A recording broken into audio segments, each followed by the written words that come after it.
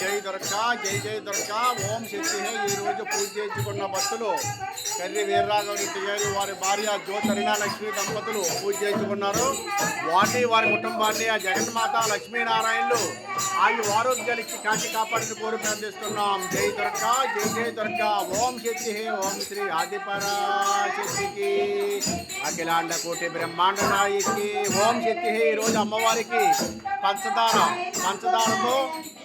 పంచదారతో నైవేద్యం ఇవ్వాలి. పంచదార బెల్లం అమ్మవారికి ఈరోజు పంచదార బెల్లంతో ఈరోజు పూజా కార్యక్రమం. ఓం శక్తి.